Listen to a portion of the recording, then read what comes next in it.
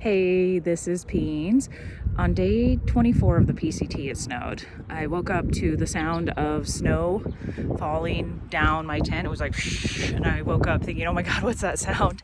I got going around 7 or 7:30 a.m. and then this was around an area with a lot of blowdowns. So it was like a freaking snowy obstacle course. One point I was crawling on my hands and knees with my backpack on underneath these fallen down trees. About 5 miles in, I met Galileo. He was going northbound, I was going southbound. This is a guy I met through a mutual contact that's also hiking the PCT.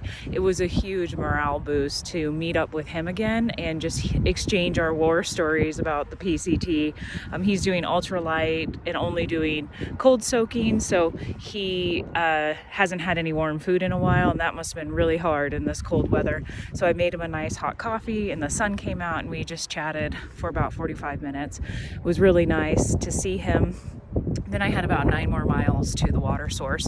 This was not the most scenic section of the PCT. It was also by a really big wind farm. It's amazing how big these things are and how loud they are. They almost sound like they're cutting air or they're gonna take off. I finally got to the water source and I was really hoping to be able to take a break because I couldn't take a break at lunch to dry out my tent because it was super cold and it started hailing. So at the water source, it was also very cold and cloudy, and I just focused on getting the 5 liters of water I would need to do the dry camp.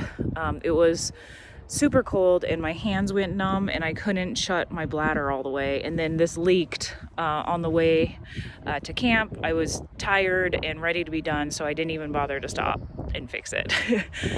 I finally made it to camp around 5:30. I set up my tent and let it start to dry, and luckily that dried, and everything on the inside was still dry, which is the only thing that really matters. I quickly made dinner and then got in my tent at 6:30 because it was just so cold. My significant other booked me 2 nights at a hotel in Tehachapi, and I'm really excited about that. One thing I want to do going forward, especially for when I'm struggling or having hard days, is making sure I have all my luxury items in order. So for example, on this section, I didn't really download enough books and I didn't have service to download more. So I've been listening to the same audiobook over and over again. And maybe I should do something like get myself some hot chocolate so I have something warm to enjoy at night. So tomorrow's a town day. Yay. See you then.